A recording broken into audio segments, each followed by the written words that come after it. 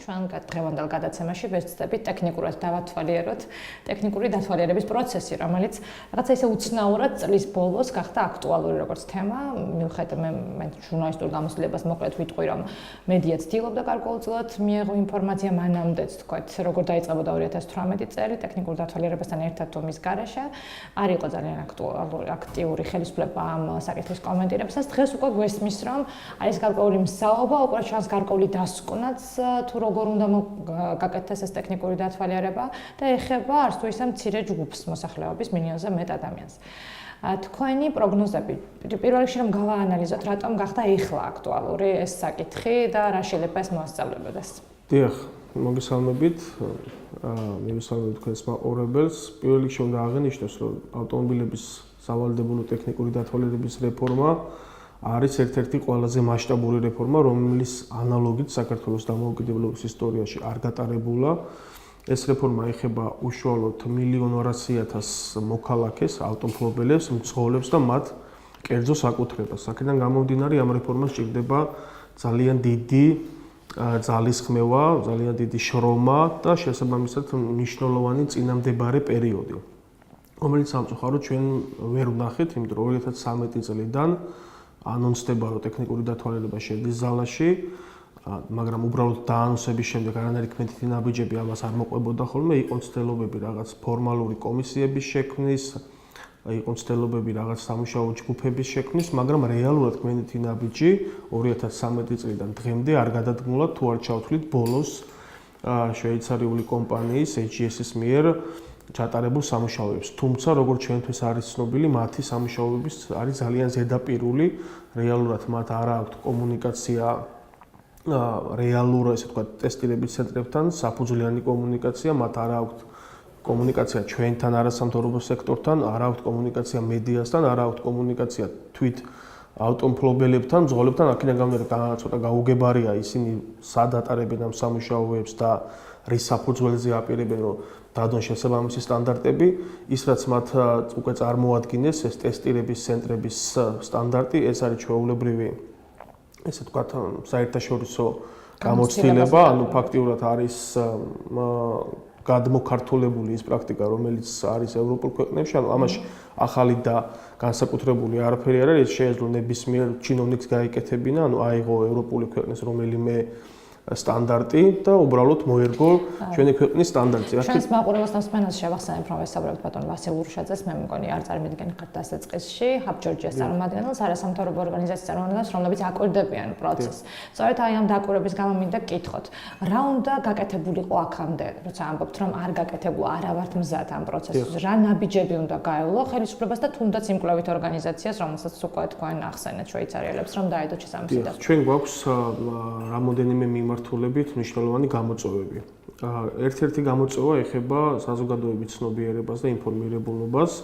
სამწუხაროდ დღეს ვისაც აქვს რაღაც კუთხით წარმოდგენა ავტომობილების ტექნიკურ დათვალიერებაზე, ეს არის წარსულში არსებული პრაქტიკა, რომელსაც არანაირი კავშირი არ ჰქონდა ავტომობილების ტექნიკურ დათვალიერებასთან, ეს იყო უბრალოდ კორუფციული სისტემა და იყო ჩვეულებრივი გადასახადი დამატებითი ავტომობილებისათვის, ეს იყო წარსულში სანამ გაუქმდებოდა ტექნიკური დათვალიერება და ეხლა ჩვენ უკვე ვსაუბრობთ ტექნიკური დათვალიერების ახალ, ესე ვთქვათ, რეფორმაზე. აქაც ძალიან მნიშვნელოვანია, როცა მთავრობის წარმომადგენლები საუბრობენ ტექნიკური დათვალიერების აღდგენაზე. ამ შემთხვევაში ეს არასწორი დამოკიდებულება, იმიტომ რომ აღდგენით ჩვენ ხას უსმენთ იმას, რომ უნდა აღდგეს ის პრაქტიკა, რაც იყო წარსულში, აუცილებელია ჩვენ ვისაუბროთ რეფორმაზე. ანუ ტექნიკური დათვალიერება უნდა იყოს ისეთი, როგორც არის განვითარებულ ქვეყნებში და იმ მიზნებს უნდა ემსახურებოდეს, რაც ეს ემსახურება განვითარებულ ქვეყნებში. ეს არის ეკოლოგიური სტანდარტის ამაღლება და ეს არის მოძრაობის უსაფრთხოების სტანდარტის ამაღლება. თუმცა საზოგადოებაში არის შეკითხვა, რატომ ტექნიკური დათვალიერება. ასევე არსებობს ძალიან მნიშვნელოვანი საკვანძო შეკითხვა, შეიძლება ჩაითვალოს, რომელიც ჩვენც გვაქვს, ესე ვთქვათ, მთავრობის წარმომადგენლებთან, იმიტომ რომ ჩვენ ვართ ერთი შუამავლები მთავრობასა და საზოგადოებას შორის, მთავრობასა და პოლიტიკურ ძალებს შორის, ჩვენ ძალიან დიდ პასუხისმგებლობას ვიღებთ, როცა ხვდებით პოლიტიკურ პარტიებს და ვახდენთ ადვოკატირებას რეალურად ავტომობილების ტექნიკური დათვალიერების რეფორმის აუცილებლობაზე. მაგრამ რეალურად შეკითხვაზე თუ რას შეცვლის ავტომობილების ტექნიკური დათვალიერება, დღეს საქართველოს მთავრობას ამაზე პასუხი არ აქვს. ანუ თუ ავიღებთ ეკოლოგიურ მიმართულებას, ანუ რა მდგომარეობაა დღეს ჰაერის დაბინძურების კუთხით და ეს რეფორმა არ ეხება მხოლოდ თბილისს, ქუთაისს ან ბათუმს, ეს მთლიანად საქართველოს მოიცავს. აქედან გამომდინარე კონკრეტულად რა მდგომარეობაა ქალაქებში ჰაერის დაბინძურების კუთხით, რა მდგომარეობაა რეგიონებში, რა როლი აქვს აი ამ ჰაერის დაბინძურებაში ზოგადად ავტომობილს და შემდეგ რა როლი აქვს ტექნიკურად გაუმართავ ავტომობილს.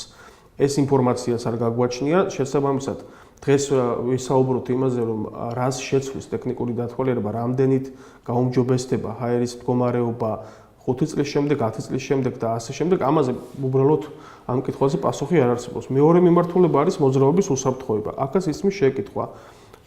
თუ ჩვენ გავატარებთ ავტომობილების ტექნიკური დათვალიერების რეფორმას, შედეგად მივიღებთ კონკრეტულ ციფრებს. თუმცა ეს ციფრები დღეს არის უცნობი, იმიტომ რომ თუ სტატისტიკას ჩავხედავთ ავტოსაგზაო შემთხვევების 2016 წელს მაგალითად მხოლოდ 3 ავტოსაგზაო შემთხვევა მოხდა ავტომობილის ტექნიკური გაუმართავობის გამო.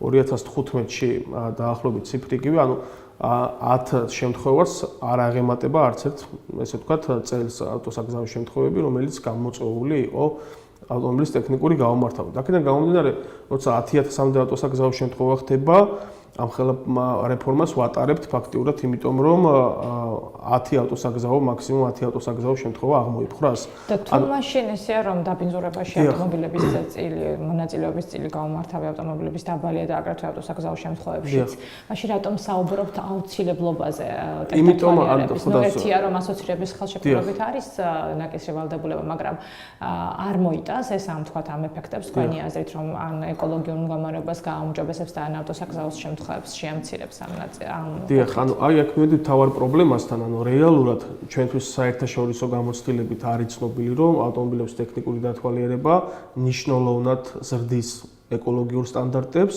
არის ერთგვარი კონტროლის მექანიზმი და რა თქმა უნდა მოძრაობის უსაფრთხოების თვალსაზრისით ნიშნულოვნად აუმჯობესებს მდგომარეობას საავტომობილო გზებზე, თუმცა პრობლემა დღეს ჩვენთან არის ის, რომ საფუძვლიანად არ არის შესწავლილი, რომ კითხვებზე იყოს კონკრეტული პასუხები, თორე რა თქმა უნდა თუ გადავხედავთ საერთაშორისო პრაქტიკას, ავტომობილების ტექნიკური დათვალიერება სწორედ რომ ემსახურება ეკოლოგიური სტანდარტების ამაღლებას და მოძრაობის უსაფრთხოების სტანდარტის ზრდას, მაგრამ ჩვენთან როცა ისმის შეკითხვა და საერთოდ ლეგიტიმური შეკითხვა არის, თუ რა მდგომარეობა არის დღეს და რა მდგომარეობა იქნება, როცა ჩვენ გავატარებთ რეფორმას 5 წლის შემდეგ, 10 წლის შემდეგ, ამაზე პასუხები არ არის. შესაბამისად, აი ამ ფონზე არსებობს იმის მაღალი ალბათობა, რომ იყოს პროტესტი ამ რეფორმის მიმართ. თუ მოქალაქე ამაზე პასუხს ვერ მიიღებს, თუ რატომ უნდა გატარდეს ეს რეფორმა? პროტესტი არის მოსალოდნელი და ალბათ იყო მოსალოდნელი, იმიტომ რომ არაერთ გზის გადადო ხელისუფლებამ ამ რეფორმის გატარება და ძირითადად ამ გადაწყვეტილებას იღებდა არჩევნების წინ. ეხლა ცოტა უცნაური მდგომარეობა გვაქვს, რომ არჩევნების წინ ცხადდება სწორედ, რომ არანაირი გადადება თქვა შეიძლება უკვე აღარ იგეგმებოდეს და 2018 წელს უნდა შევხვდეთ ამ რეფორმით.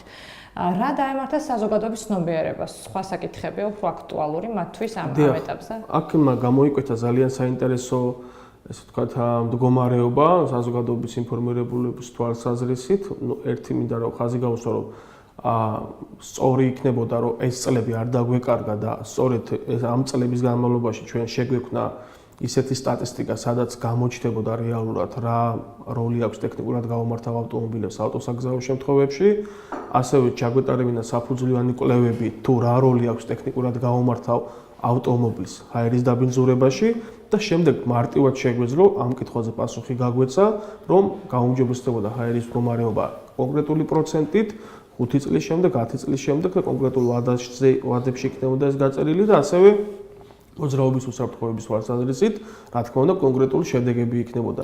აი ეს იქნებოდა ნორმალური პროცესი და დღეს უბრალოდ როცა არანაირი სამუშაოები მსგავსი არ ჩატარებულა, აი ამ პრობლემის წინაშე აღარ ვიქნებოდით.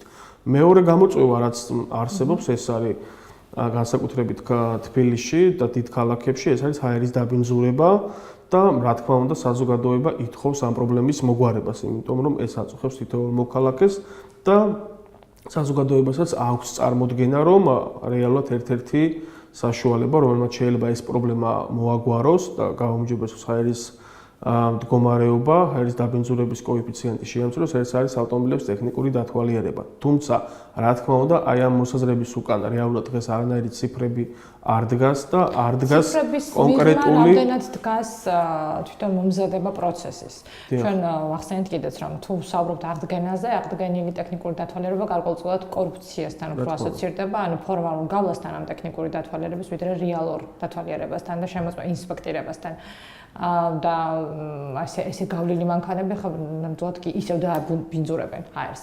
აი რა კუთხით გვაქვს თქვათ მზაობა რომ ნამდვილად მოხდეს ტექნიკური დათვალიერების ჩატარება, რამდენად არის ინფრასტრუქტურა მზად ამისთვის, რამდენია თქვათ თქვენ როგორ ამოწმებთ პუნქტები, სადაც შეიძლება მსგავსი მომსახურების მიღება. დიახ, სამწუხაროდ ინფრასტრუქტურის თვალსაზრისითაც არსებობს პრობლემა, იმიტომ რომ დღევანდელი მოდელით და მიდგომით უშუალოდ ტექნიკური დათვალიერება უნდა განახორციელოს კერძო სექტორმა, ანუ ჩვეულებრივი კომერციული ინტერესის მქონე ტესტირების ცენტრებმა, რომლებიც წლებია აკვირდებიან მთავრობის პოლიტიკას, ხედავენ რომ კონკრეტული თარიღები სახელდებოდა, მაგრამ შემდეგ ხდებოდა ამ თარიღების გადავადება, ყოველგვარი ახსნა განმარტების გარეშე და ყოველგვარი კომუნიკაციის გარეშე კერძო სექტორთან შესაბამისად ტესტირების ცენტრების რაოდენობა არ იზრდებოდა, ანუ არავის არ ქონდა სურვილი, რომ ჩაიდო ინვესტიცია, დაემატებინა ახალი ტესტირების ცენტრები, დაემატებინა ხაზები და ასე შემდგომ გაეფართოვებინა ერთი სიტყვით და რეალურად შენარჩუნდა ის რაოდენობა, რომელიც წლების განმავლობაშია საქართველოში არსებობს. და არსებობს, იმიტომ რომ დღეს ტექნიკური დათვალიერება არის სავალდებულო. არის სავალდებულო იმ სატრანსპორტო საშუალებებისათვის, რომელსაც გადაყავს 8 მგზავრი და მეტი და რომლის მასაც აღემატება 3 ტონა ნახევარს. ეს ეხება სატვირთო ავტომობილებს. თუმცა აქაც ძალიან კარგად ჩანს, რამდენად არაეფექტურია ეს რეფორმა, იმიტომ რომ ჯამში 125,000 სატრანსპორტო საშუალებაა, ისეთი რომელსაც კანონმდებლობით ევალება, რომ გაიაროს პერიოდული ტექნიკური ინსპექტირება, თუმცა მხოლოდ 14% გადის აი ამ ტექნიკურ დათვალიერებას, ისიც ხშირ შემთხვევაში, იმიტომ რომ მათ ვინც დაკავებულია საერთაშორისო მგზავრთა გადაყვანებით, საერთაშორისო ტვირთების ტრანსპორტირებით, მათ აუცილებელი პირობა აქვთ, რომ წარადგინონ ლიცენზიის ასაღებად ტექნიკური დათვალიერების სერტიფიკატი და სწორედ ეს უბიძგებს და არა უბრალოდ საქართველოს კანონმდებლობის ეფექტიანობა, იმიტომ რომ ჯარიმა რეალურად თუ არ გაქვთ გავლილი ტექნიკური დათვალიერება საქართველოში არის 10 ლარის ოდენობით, შესაბამისად ყველა რატომღაც ამას თავს არიდებდა და არავის არ ქონდა სურვილი, რომ ასე ვთქვათ, მიემართა ამ ტესტირების ცენტრებისთვის და გაევლო ტექნიკური დათვალიერება. მეორე მხარე არის თავად აი ამ ტესტირების ცენტრების აღჭურვილობა, შესაბამისი გადამზადება ტექნიკური კვალიფიკაცია ტექნიკური პერსონალის, ზოგადად შენობა ნაგებობების სტანდარტი, ანუ ბევრი კითხვის ნიშანია აი ამ ცენტრებთან დაკავშირებით და დღეს ამ ფონზე, როცა ჩვენ ტექნიკური დათვალიერება გვაქვს და ის არის არაეფექტიანი, ფაქტიურად არ მუშაობს, ისევ ვსაუბრობთ ტექნიკური დათვალიერების აღდგენაზე და არა მაგალითად რეფორმის გატარებას, იმიტომ ჩვენ ცალსახად უნდა ხაზი გაუსვათ, რომ ჩვენ ვატარებთ რეფორმას და ამ რეფორმაში შედის ის ტექნიკური დათვალიერება, რომელიც დღესაც სავალდებულოა, მისი ცვლილებაც უნდა მოხდეს და დაემატოს მსუბუქი ავტომობილების ტექნიკური ინსპექტირებას. თუმცა იყო თუ არა თქვენი თქვა სამოქალაქო სექტორის მხრიდან გარკვეული რეკომენდაციები, როგორი ეტაპებით უნდა დაწყებულიყო, რომ სწორედ რეფორმა გატარებულიყო და არაფორმალური აღდგენა წინა ტექნიკური დათვალიერების პროცესის. და თუ იყო, რას გულისხმობდა თქვა ეს რეკომენდაციები, რა ეტაპები უნდა გაეღოს? ჩვენ არაერთი პროექტიც კი გქონდა საერთაშორისო ორგანიზაციების მხარდაჭერით ამასთან დაკავშირებით, სადაც კონკრეტული რეკომენდაციები შევთავაზეთ. საქართველოს მთავრობას ჩვენ რამოდენიმე მნიშვნელოვან, ასე ვთქვათ, დეტალს გავუსვით ხაზი. ერთია, რომ ამ რეფორმას, რადგან ამ რეფორმის მასშტაბები არის ძალიან დიდი და შესაბამისად რისკებიც მაღალია, ჭირდება კონკრეტული პასუხისმგებელი უწყება და შესაბამისი თანამდებობის მქონე პირი. ჩვენ ეს პრობლემაც კი გქონდა, იმიტომ რომ ეკონომიკის სამინისტრო მინისტრის დონეზე, რა თქმა უნდა, შემოიფარგლებოდა მხოლოდ პოლიტიკური განცხადებით, თარიღების დასახელებაში, თარიღების ცვლილებაში, ან მთავრობის ფორმაზე რაღაც უბრალოდ გაჟღერებულ, ისე ვთქვათ, ინიციატივებში. შემდეგ უკვე აი ამას აღარ ყავდა, ამ რეფორმას არ ყავდა პასუხისმგებელი პირი, რომელიც იქნებოდა ანგარიშვალდებული საზოგადოებასთან, ანუ პერიოდულად ექნებოდა კონკრეტული ანგარიშები, კონკრეტული კომუნიკაცია, მოახდინა ინფორმირებულობას თუ რა პროცესი მიმდინარეობს და რა ეტაპზეა ამ რეფორმის ეს რეფორმა, შემდეგ ექნებოდა კომუნიკაცია მედია საშუალებებთან, ექნებოდა კომუნიკაცია არასამთავრობო სექტორთან, მსგავსი არც თანამდებობა ეკონომიკის სამინისტროში და არც უწყება არ არსებობდა. ნაწილს და მენეჯმენტს აი ამ რეფორმის და რაც შეეხება იგივე თქვათ ეტაპებს, მაგალითად ეხლა არის საუბარი ვეგარგვიკვებია რომელი ძრავით, რა ვთქვათ, რა სიმძლავრის ძრავით შეიძლება დაიწყოს, რა ტერიტორიებზე შეიძლება დაიწყოს, შეიძლება და ყოფილიყო ტერიტორიული დაყოფაც. ამგვარი ტიპის რეკომენდაციები თუ კონკრეტულად დაწყებული დიდი ქალაქებიდან და გადასულიყო შემდეგ რეგიონებში ან რამე ესეთი ტიპის. ჩვენ ქონდა კონკრეტული მოთხოვნა, რომ სანამ ეს რეფორმა ძალაში შევიდა და აუცილებლად უნდა ყოფილიყო მზად ინფრასტრუქტურა. ინფრასტრუქტურა რომ მზად ყოფილიყო, აქ იყო ჩვენ ქონდა ორი შეთავაზება. ერთი რომ კონკრეტული ვადები დასახელებულიყო და ბიზნეს სექტორთან ყოფილიყო მჭიდრო კომუნიკაცია და ბიზნეს სექტორისთვის მიგვეცა გონევრული ვადა, რომ მათ ჩაედოთ ინვესტიციები, ანუ მინიმალური მოთხოვნები, რაც არსებობს და ამისთვის დაახლოებით 100-დან შეიძლება 100-მდე ტესტირების ცენტრი გახდეს საჭირო საქართველოში იმისთვის, რომ ეს პროცესი იყოს ეფექტიანი. შესაბამისად კონკრეტული ვადები მიეცა კერძო სექტორისთვის სახელმწიფოს, რომ მათ გამოეჩინათ ინტერესი და ჩაიდოთ ინვესტიცია და ეს ტესტირების ცენტრები მომზადებულიყო ამ პროცესისთვის და წინააღმდეგ შემთხვევაში თუ შესაბამისი გამოხმაურება არ იქნებოდა კერძო სექტორიდან, იმიტომ რომ ეს მთლიანად კომერციული საქმიანობა არ არის, ეს არ არის ჩვეულებრივი ბიზნესი, ეს მაინც ინსპექტირებას ეხება. მეორე მოდელიც სავსებით შესაძლებელი იყო თავად სახელმწიფო ორგანიზაციების მხრიდან მოხდარიყო ტექნიკური დათვალიერების შესრულება, როგორც დღეს ხდება მართვის მოწვევების გაცემის შემთხვევაში და სხვადასხვა სერვისების შემთხვევაში. ესეც აპრობირებული მეთოდია და ესეც ევროპის ძალიან ბევრ ქვეყანაში მოქმედებს. ანუ სწორი კომუნიკაცია კერძო სექტორთან და აი ამ პროცესის დაგეგმარებაში გონევრული ვადა, რაც ძალიან მნიშვნელოვანი იყო. მეორე მიმართულება რა რეკომენდაციაც ჩვენ გქონდა, ეს იყო საზოგადოების ინფორმირებულობა და ასე ვთქვათ სამოქალაქო კამპანიების წარმოება ელემენტარული იმ კითხვებზე, რა კითხვებით საზოგადოებაში არსებობს. რატომ ტექნიკური დათვალიერება, რატომ უნდა იყოს ავტომობილში ცეცხლმაქრი, საავტომობილო აფთიაქი, რა მნიშვნელობა აქვს მოძრაობის უსაფრთხოების თვალსაზრისით სამუხრუჭე სისტემას, ან ძალიან ბევრი დეტალი, რის გამოც რეალურად ჩვენ ამ რეფორმას ვატარებთ, საზოგადოებას ინფორმაცია არ გააჩნია, თუ რატომ უნდა იყოს ეს ყველაფერი, ესე ვთქვათ, ავტომობილში გამართული და რატომ უნდა იყოს ავტომობილი აღჭურვილი შესაბამისი აგრეგატებთან. ამას შეიძლება უბრალოდ საინფორმაციო კამპანია, მაშინ უნდა ჩართულიყო მედია საშუალებები, არასამთავრობო სექტორი, სხვადასხვა უწყებები, რომ რეალურად საზოგადოება მზად ყოფილიყო ამ რეფორმისათვის და იმ შეკითხვებზე, რა შეკითხვები საზოგადოებაში არსებობს, რატომ ავტომობილებს ტექნიკური დათვალიერება მიეღოთ პასუხები. რადგან დრო გვეწურება და პრინციპში მაინც წარსულში ვსაუბრობთ, რომ ეს უნდა მომხდარიყო, ეს უნდა გაკეთებულიყო და პრინციპში ვერ ვასახელებ კონკრეტულ მაგალითებს, რომ ეს ნაბიჯები იყო გადადგმული. რა პროგნოზები გაქვთ 2018 წელს ჩვენ შევხვდებით ამ რეფორმით თუ ვერა? ჩვენი პროგნოზი შეიძლება იყოს სალსახა, რომ დღეს ხელისუფლება არ არის მზად ამ რეფორმისთვის, შეიძლება ვთქვათ, რომ საზოგადოება უფრო მეტად მომზადებულია, ვიდრე ხელისუფლება. პოლიტიკა, რა პოლიტიკითაც ცდილობს დღეს საქართველოს მთავრობა, რომ გაატაროს აღნიშნული მასშტაბის მქონე რეფორმა, არის სალსახად არასწორი. არ ყავს ამ რეფორმას კონკრეტული პასუხისმგებელი პირი, რომელიც დღემდე აიღებდა პასუხისმგებლობას და კონკრეტულ სტრატეგიას შემოგთავაზებდა, თუ როგორ უნდა გატარდეს ეს რეფორმა ჩვენს ქვეყანაში. რა თქმა უნდა, მოსამზადებელი პერიოდი ფაქტიურად ჩვენ არ გქონია, თუ არ ჩავთვლით რაღაც დოკუმენტს, რომელიც ეხება მხოლოდ ტესტირების ცენტრებს, რეალურად ჩვენ ყავს დღეს სათანადოდ არაინფორმირებული საზოგადოება, ჩვენ არ ვიცით კონკრეტული გეგმა, რომლის მიხედვითაც უნდა გატარდეს ეს რეფორმა. საუბარია ძალიან დილეტანტურ დონეზე ისეთ განცხადებებზე, როგორც არის, რომ ძრავის მოცულობიდან გამომდინარე დაიწყება და შემდეგ ეს იქნება ეს ვთქვათ ეტაპობრივი, როცა ძრავის მოცულობა პირდაპირ კავშირში არ არის ავტომობილის ტექნიკურ გამართულობასთან, ანუ აქაც კი ჩანს, რომ მათ ისინი რეალურად არ არიან მზად დღეს ამ რეფორმის გატარებისათვის. რეალურად ტესტირების ცენტრები, რომელიც მხოლოდ 24 ტესტირების ცენტრია, ისიც არ არის მზად, რომ გაუმკლავდეს აი ამ რაოდენობის სატრანსპორტო საშუალებას და ჩაატაროს ეფექტიანი ტექნიკური ინსპექტირება ავტომობილების.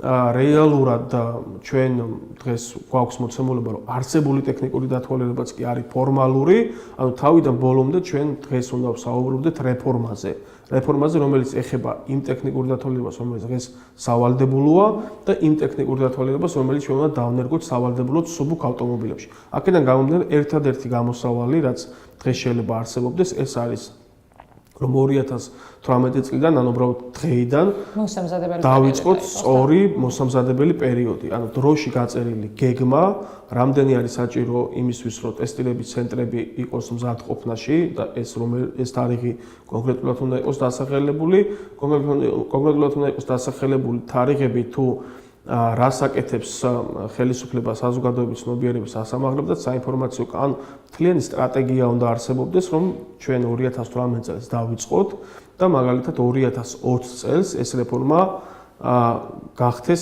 შესაძლებელი, რომ ეს რეფორმა გავატაროთ. ანუ მინიმუმ 2 წელი საჭიროა, რომ ჩვენ გქონდეს ეფექტიანი წინამდებარე პერიოდი, ანუ მოსამზადებელი პერიოდი. მხოლოდ ამის შემდეგ შეგვიძლია თქვა, რომ ეს რეფორმა იქნება წარმატებული.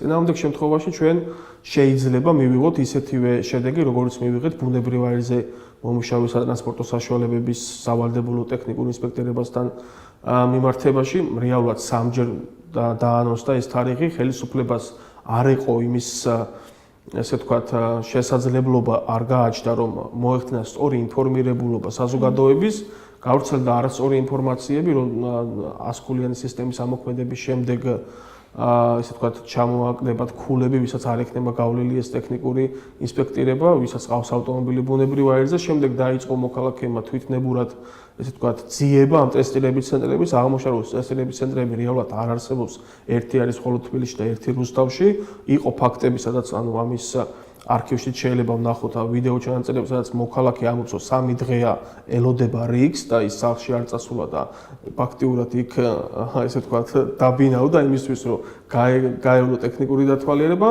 და ამ დროს გამოდის ეკონომიკის სამინისტრო და აცხადებს, რომ არა ჩვენ ეს გადავდეთ. ანუ ესეთი დამოკიდებულება ფაქტიურად მოგცემს იგივე შედეგს. ანუ რეალურად არაფერი არ შეცვლილა. ისევ იგივე პოლიტიკით ატარებს დღეს ეკონომიკის სამინისტრო ამ რეფორმას, ისევ იგივე დამოკიდებულებით, ისევ აკრედიტაციის ცენტრი არის ფორმალური პასუხისმგებელი, როცა მათ კომპეტენციაში ეს არ შედის, ასევე სახმელეთო ტრანსპორტის სააგენტო და მისი ხელმძღვანელი, რომელიც რიგ შემთხვევებში გაურბის პასუხისმგებლობას, არ ამყარებს კომუნიკაციას არასამთავრობო სექტორთან, არ ამყარებს კომუნიკაციას მედია საშუალებებთან, აცხადებს, რომ ეს მის კომპეტენციაში არ შედის. დღეს ის აკეთებს კონკრეტულ განცხადებებს, იმ განცხადებებს, რომელიც რეალურად შეიძლება აბსურდულადაც კი ჩავთვალოთ, რომელიც ეხება ზრავის მოცულობას და რაღაც გაურკვეველ ეტაპებს და აი ამ ფონზე რეალურად ჩვენ გვაქვს მოლოდინი და გვაქვს ორი არჩევანი, ერთი რომ ჩვენ წავიდეთ ესე ბრმად ამ ესე ვთქვათ რეფორმაზე და მივიღოთ იგივე შედეგი, რაც შედეგიც მივიღეთ ბუნებრივ აირზე მომუშავე სატრანსპორტო საშუალებების ინსპექტირების შემთხვევაში, ან რეალურად გადავწყვიტოთ, რომ ეს რეფორმა ქვეყნისთვის არის მნიშვნელოვანი, რაც ყველაზე მთავარია, ამ რეფორმის შედეგი უნდა იყოს გაუმჯობესებული ეკოლოგიური მდგომარეობა ქვეყანაში და ამაღლებული მოძრაობის უსაფრთხოების სტანდარტი და შესაბამისად გაიწეროს კონკრეტული სტრატეგია თუ როგორ მივდივართ იმ ყველაზე მნიშვნელოვან ეტაპამდე, როცა ხდება ამ რეფორმის უშუალოდ განხორციელება. ძალიან დიდი მადლობა. ჩვენს მაყურებელს ან მსმენელს ექნება საშუალება, რომ სამინისტროს პოზიციაც მოისმინოს ამასთან დაკავშირებით ჩვენს პროგრამაში, თუმცა ალბათ ამით ვერ ამოვწურავთ ამ თემას. ჩვენ მოგვიწევს ისე ვისაუბროთ სტრატეგიაზე და სამოქმედო გეგმაზე, იმიტომ რომ ჯერ თვალხილული დოკუმენტები ამის არ აქვს. მადლობა თქვენი ინტერვიუსთვის.